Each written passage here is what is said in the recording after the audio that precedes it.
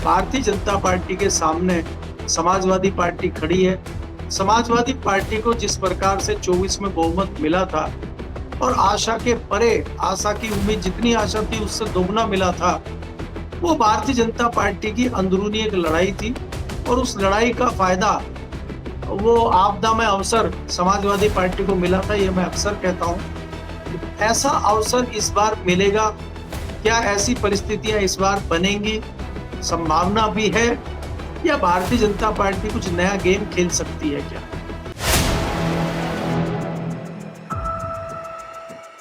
नमस्कार दोस्तों, कैसे हैं आप लोग। उम्मीद है आप सभी अच्छे होंगे। एक लंबे इंतजार के बाद, लगभग 2 साल के बाद इंडिया गठबंधन की बैठक हुई, जिसमें अरविंद केजरीवाल नदारद रहे, डीएमके नदारद रही और जेडीयू, जो कि पहले ही भारतीय जनता पार्टी के साथ जा चुकी है, वो नदारद रही। लेकिन पूरा इंडिया ब्लॉक एक मंच पर खड़ा था, तो क्या संदेश दे रहा था और क्या भारतीय जनता पार्टी को इससे डरने की जरूरत है? करेंगे बात। केपी मलिक जी बृहस्पतिवार हमारे साथ जुड़े। सर, बहुत बहुत स्वागत है आपका। बहुत बहुत धन्यवाद हिमांशु जी, आपका भी और आपके दर्शकों का भी, जो हमें सुनते हैं, कमेंट करते हैं। और कई ऐसे हमारे दर्शक हैं जो बहुत अच्छे अच्छे कमेंट करते हैं और बहुत जो है उनको ये भी लगता है कि वास्तव में जो हो रहा है उस पर कई लोगों को विश्वास भी नहीं हो पा रहा है। अब जैसे इसी घटना की बात करें कि एक तरफ से आप जो है भक्तों को मंदिर में भेज रहे हैं, उनको उत्साहित कर रहे हैं, और दूसरी तरफ से जो है आप उन्हीं का माल चुरा रहे हैं, उन्हीं का पैसा हड़प रहे हैं, उन्हीं का चंदी चोरी कर रहे हैं, चंदा चोरी भी कर रहे हैं और भगताई भी बढ़ा रहे हैं, दोनों एक साथ चला रहे हैं। कई लोगों को समझ में ही नहीं आ रहा, ऐसे भी कमेंट आए जी। बिल्कुल सर, इंडिया ब्लॉक की 2 साल बाद बैठक हुई है, 7वीं बैठक हुई है। 2 दर्जन से ज्यादा दल के नेता वहां पर मौजूद थे। तो फिर इस बैठक के क्या मायने आप देख रहे हो, और जो 5 सूत्रीय एजेंडा निकलकर सामने आया है, जिसमें कहा गया है कि एसआईआर और चुनाव की जो प्रक्रिया है, निष्पक्षता है, उस पर जो है हम काम करेंगे, जो पेपर लीक जैसी चीजें हो रही हैं उस पर काम करेंगे, महंगाई, बेरोजगारी और तमाम चीजें, इस पर भी काम करेंगे। 8 अगस्त को अगली हैदराबाद में बैठक होनी है और संसद के मानसून सत्र में हर रोज सुबह विपक्ष की बैठक भी होगी। ये बातें तय हुई हैं। क्या इतना ही काफी है? विपक्ष ने जो प्लान बनाया है वो कारगर है आज के मौजूदा वक्त के लिहाज से देखें तो?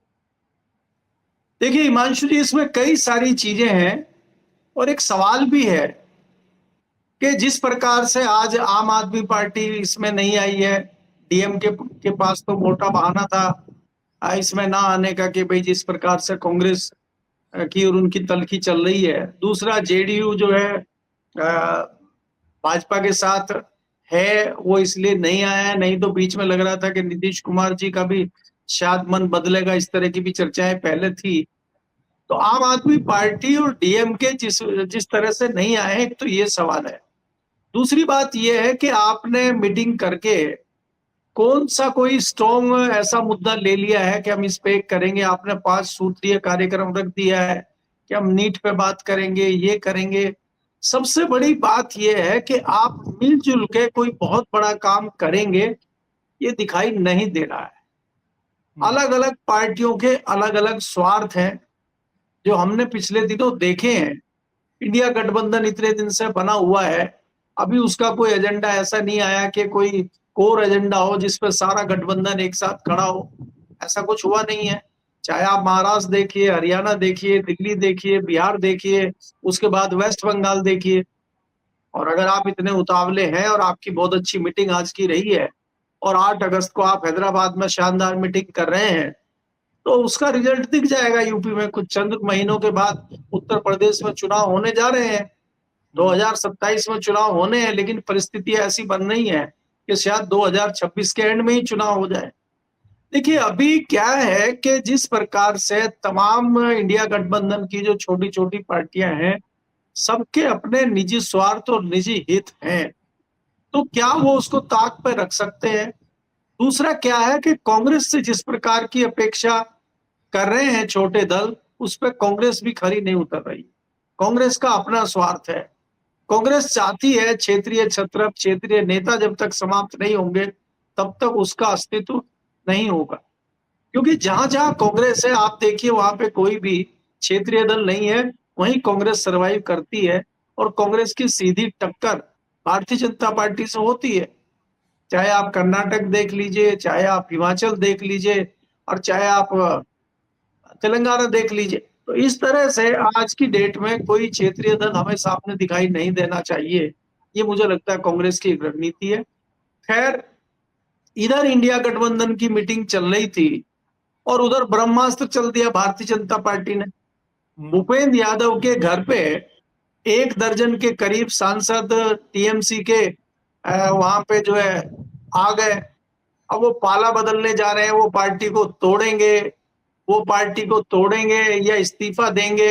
अभी क्या चीजें चल रही ये तो बाहर नहीं आया है मामला, लेकिन ये तो जाहिर हो गया है कि एक केंद्रीय मंत्री के घर पे अगर ये लोग जा रहे हैं और वहां पे वेस्ट बंगाल के मुख्यमंत्री शुभेंदु अधिकारी और विप्लव देव उपस्थित हैं, 2 मुख्यमंत्री हैं, तो कोई बड़ी योजना है। हमारे सूत्र बता रहे हैं कि स्पीकर दिल्ली में नहीं है, वो चंडीगढ़ में है। तो क्या स्पीकर का इंतजार किया जा रहा है? कोई बड़ा फैसला वो लोग करने वाले हैं? तो क्या, मुझे तो लग रहा है कहीं शिवसेना जो है, शिवसेना के पैटर्न पे तो नहीं टीएमसी जा रही है कि पार्टी ही टूट जाए। क्योंकि उन सांसदों का कहना यह है कि हम जो है अपना नेता बदलना चाहते हैं। उन्होंने एक दूसरे नेता को लाने की बात करी है कि हमारे नेता ये नहीं है, आप जो है अभिषेक बनर्जी को हटा के और दूसरा कोई नेता का नाम उन्होंने दिया है। कौन से घोष हैं, किसी घोष का नाम दिया है कि ये हमारे नेता होंगे आने वाले समय में। तो क्या नए जो है शिंदे पैदा हो गए क्या टीएमसी में भी? कहीं ऐसा तो नहीं है कि जैसे वहां पे शिंदे पैदा हो गए थे शिवसेना में, ऐसे ही कोई शिंदे घोष के रूप में पैदा हो गए हैं टीएमसी में? तो ये भी हम देख रहे हैं। तो भारतीय जनता पार्टी को घेरने के लिए आप निकले हैं, पहले आप इकट्ठे तो ढंग से हो जाइए। तो मुझे लगता है कि बहुत बड़ी कोई नूरा कुश्ती इसमें दिख रही हो, नूरा कुश्ती ही लगती है। कोई बहुत बड़ा निर्णय मुझे दिखाई नहीं दे रहा इंडिया गठबंधन का, या कोई ऐसी रणनीति नहीं दिखाई दे रही है जिससे भारतीय जनता पार्टी को कोई घबराहट हो और भारतीय जनता पार्टी किसी चीज की चिंता करे। भारतीय जनता पार्टी बहुत ज्यादा सीरियस या बहुत ज्यादा इनके मुद्दों को नहीं ले रही है। इंडिविजुअली अगर आप कहें कि जिस प्रकार से राहुल गांधी चीजें कर रहे हैं, जिस प्रकार से पूरे देश में उनकी पार्टी के जो है धरना प्रदर्शन चल रहे हैं, उनके यूथ सड़कों पे है, उससे कहीं ना कहीं भारतीय जनता पार्टी में जरूर एक खतरा नजर आ रहा है। एक जरूर इस प्रकार की बात आ रही है कि उसको देख के इस तरह के जो कॉकरोच के साथ जिस तरह का सरकार का एक तालमेल रहा है, तो उससे कहीं ना कहीं लगता है कि जो राहुल गांधी की वो नीति है उसको टक्कर देने के लिए, उसको ठंडा करने के लिए इस तरह की चीजें सरकार कर रही है। ऐसी भी चर्चा लुटियन जोन में है।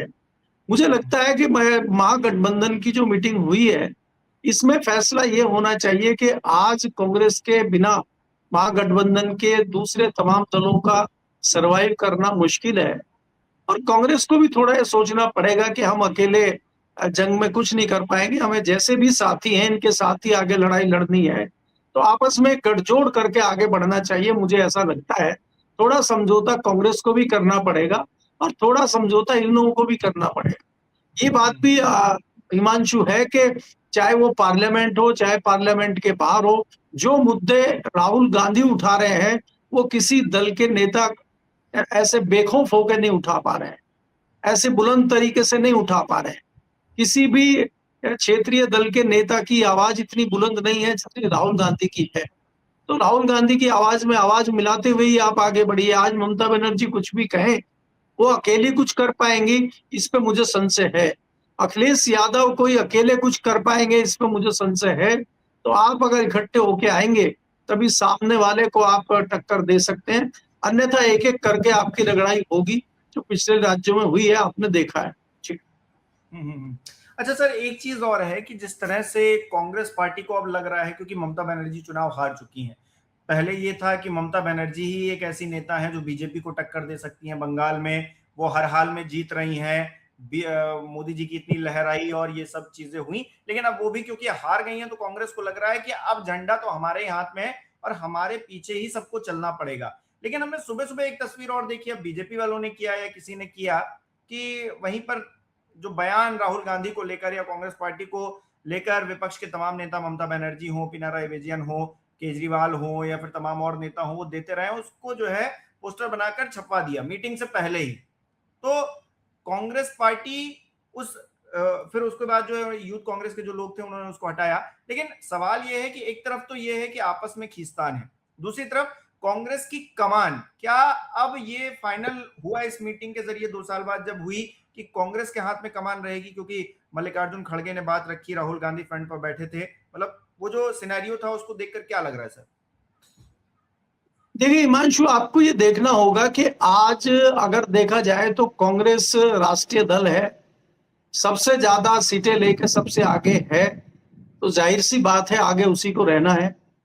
लेकिन ममता बनर्जी के पास जिस प्रकार से एक बड़ा बहुमत था, लोकसभा की सीटें थी और एक मजबूत राज्य में, बड़े राज्य में उनकी सरकार थी, पिछले 15 साल से सरकार थी और उनको ये लगता था कि आगे भी हमारी ही सरकार बनेगी, तो कहीं ना कहीं वो कांग्रेस पे एक दबाव बना के रखती थी। अब जिस हालत में, जिस हैसियत में, जिस स्थिति में आज की डेट में ममता बनर्जी आ गई हैं, अब वो कांग्रेस पर दबाव नहीं बना पाएंगे, क्योंकि वो राज्य में सरकार में चुनाव हार चुकी हैं, राज्य में अब उनका कोई दबदबा बचा नहीं है। और दूसरा, जो केंद्र में, लोकसभा में, राज्यसभा में जो उनके सांसद थे, उनकी संख्या लगातार घट रही है।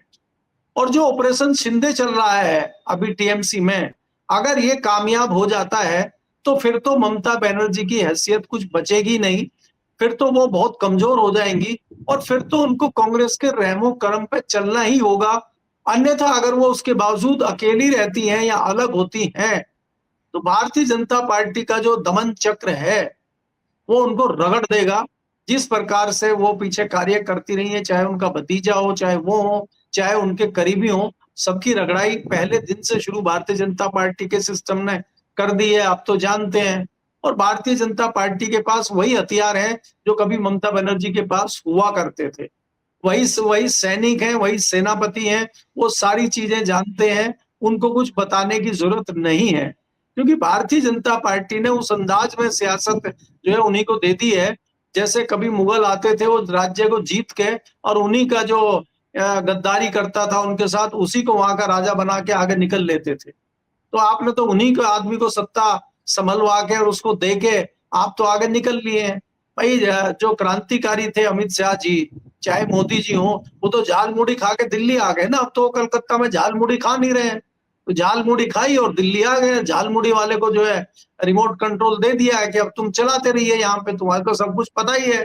तो आज शुभेंदु अधिकारी से बढ़िया कौन जानेगा कि क्या इनकी कमियां हैं, क्या बारीकियां हैं। और जो नए क्रांतिकारी आए, जो कल तक टीएमसी का झंडा बुलंद कर रहे थे, आज वो भाजपा में हैं, तो उनको कुछ बताना थोड़ी ना पड़ेगा कि कैसे टीएमसी को कमजोर करना है, उनको तो सब कुछ पता है।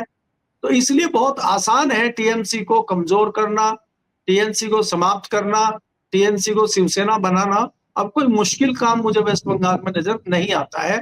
तो इसलिए ममता बनर्जी को कांग्रेस के रहमो करम पे ही आगे चलना पड़ेगा, मुझे ऐसा लगता है। और 29 में क्या परिस्थितियां बनती हैं, क्या ममता बनर्जी कर पाती हैं, ये तो 29 ही बताएगा। क्योंकि हमें बड़ी उम्मीदें थी शिवसेना से कि शिवसेना को सिंपैथी मिलेगी, शिवसेना बहुत अच्छा करेगी 2024 के चुनाव में, लेकिन शिवसेना कोई खास नहीं कर पाई और स्थिति जस की तस है। तो क्या परिस्थितियां बदल जाएंगी 2029 के चुनाव में वेस्ट बंगाल में, ये कहना थोड़ा अर्ली होगा और मुश्किल है। कुछ बदलाव होगा मुझे नहीं लगता, क्योंकि भारतीय जनता पार्टी कोई एक तरह से, एक तरीके से, एक हथियार से मामले को नहीं पकड़ती है। उसके पास कई हथियार हैं, कई तरीके हैं और कई दिशाओं से वो हमला करती है। तो उसके पार पाना विपक्ष के लिए इतना आसान नहीं है। विपक्ष को बहुत बड़ी रणनीति बनानी पड़ेगी, तभी वो कुछ कर पाएंगे। और ये रणनीति ये लोग बना लेंगे, इतनी जल्दी कुछ कर लेंगे, मुझे इस पे भी थोड़ा संशय फिलहाल है जी।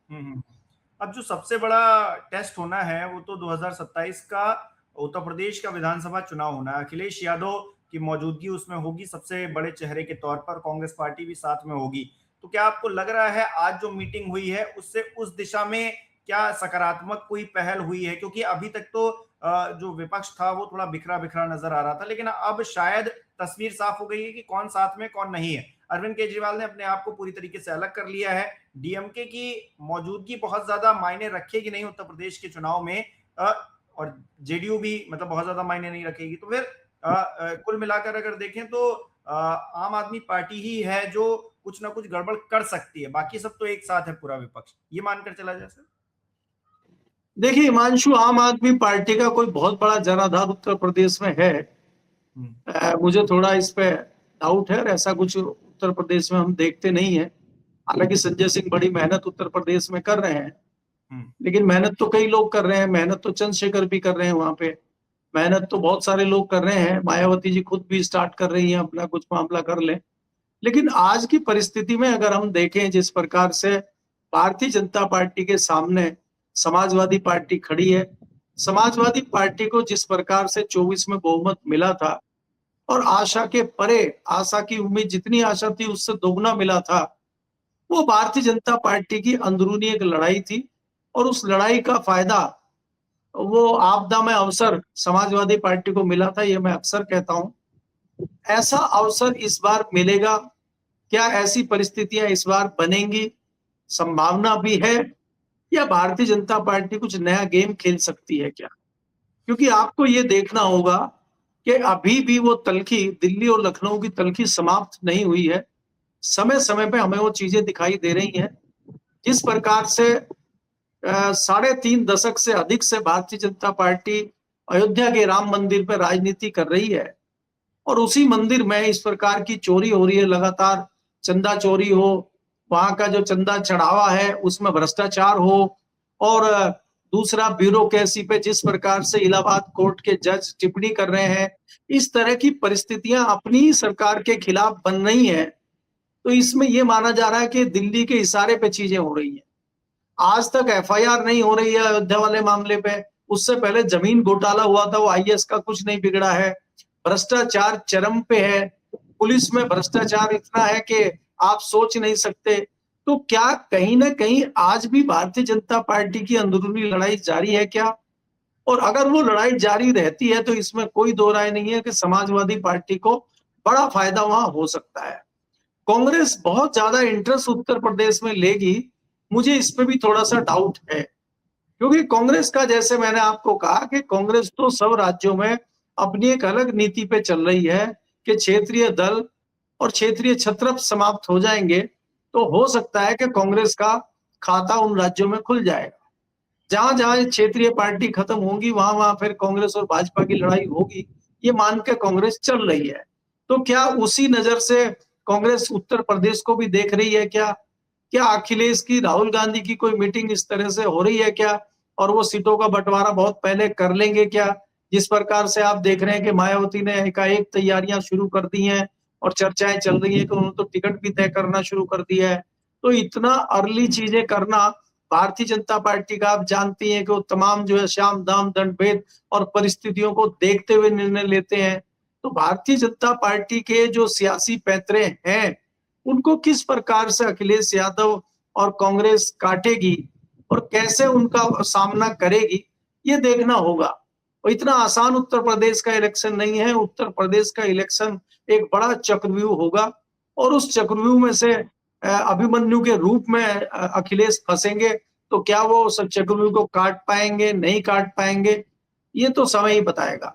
लेकिन उत्तर प्रदेश का चुनाव इतना आसान ना भाजपा के लिए है ना समाजवादी पार्टी के लिए है।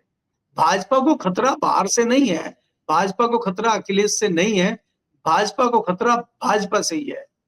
क्योंकि दिल्ली की भाजपा अलग है और लखनऊ की भाजपा अलग है। तो दोनों भाजपाओं को खतरा है। तो कौन सा भाजपा ही जीतता है तो कौन सा भाजपा ही हारता है, इसके लिए हमें जो है अगले विधानसभा चुनाव का इंतजार करना पड़ेगा, जो हो सकता है कि 27 से पहले ही हो जाए। जी, बहुत बहुत शुक्रिया सर हमारे साथ जुड़ने के लिए, तमाम बातचीत के लिए। हमारे दर्शक किस तरह से देख रहे हैं इंडिया ब्लॉक की जो बैठक हुई है, ये बैठक बहुत दिनों बाद हुई है, लगभग 2 साल बाद ये बैठक हुई है। तो क्या इसके कोई मायने हैं, कुछ निकल रहा है इस बैठक से? क्या विपक्ष एकजुट हो पा रहा है? जिस तरह से 2024 से पहले लोकसभा के जो चुनाव हुए थे उससे पहले हमने तस्वीर देखी थी, मतलब एक मंच पर सभी नजर आ रहे थे, लेकिन उसके बाद में बिखराव भी देखा। चुनाव आने वाला है उत्तर प्रदेश का और बड़ा चुनाव है, उससे पहले इंडिया ब्लॉक की अगर बैठक हो रही है तो क्या ये बैठक सक्सेसफुल होगी? आपको क्या लग रहा है? अपनी राय कमेंट बॉक्स में जरूर बताइएगा। इस वीडियो को लाइक करना, शेयर करना मत भूलिएगा। हमारे चैनल को सब्सक्राइब नहीं किया तो वो भी जरूर कीजिएगा। आप हमें सहयोग भी कर सकते हैं ज्वाइन बटन पर क्लिक करके। बहुत बहुत धन्यवाद।